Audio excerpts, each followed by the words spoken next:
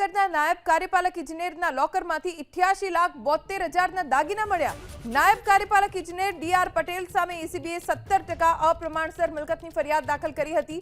અપ્રમાણસર મિલકતનો ગુનો દાખલ થયા બાદ એસીબીએ સર્ચ ઓપરેશન હાથ ધર્યું। ડીઆર પટેલ તેમની પત્નીના નામના બેંક લોકરમાંથી 88 લાખથી વધુના સોના ચાંદીના દાગીના મળી આવ્યા। લોકર્સની ચકાસણીમાં કુલ 88,72,000ના 762.290 ગ્રામ સોનાના અને 752 ગ્રામ ચાંદીના દાગીના મળી આવ્યા છે।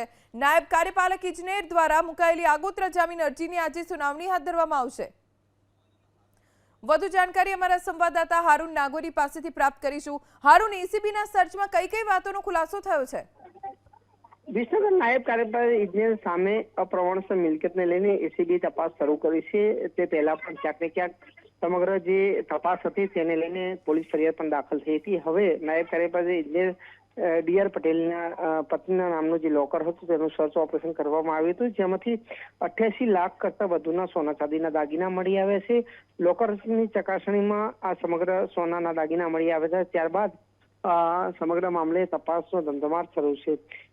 નાયબ કાર્યપાલક ઇજનેર દ્વારા જે અપ્રમાણસર મિલકત છે તેને લઈને એસીબીની સમગ્ર મામલે તપાસ શરૂ છે ને હજુ પણ આ મામલે વધુ તપાસ થઈ શકે છે। તો બીજી તરફ જે રીતે નાયબ કાર્યપાલક ઇજનેર દ્વારા આગોતરા જામીન મૂકવામાં આવી છે ત્યારે તેની આજે સુનાવણી હાથ ધરવામાં આવશે।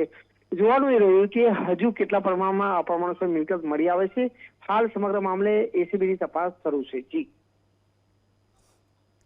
આભાર હારૂન, જાણકારી આપવા માટે। 88,72,000ના દાગીના મળી આવ્યા છે। એસીબીએ સર્ચ ઓપરેશન કર્યું, તેમાં 17% અપ્રમાણસર મિલકત જોવા મળી। ઇજનેરના પત્નીના લોકરમાંથી મળેલા આ દાગીના જપ્ત કરવામાં આવ્યા છે।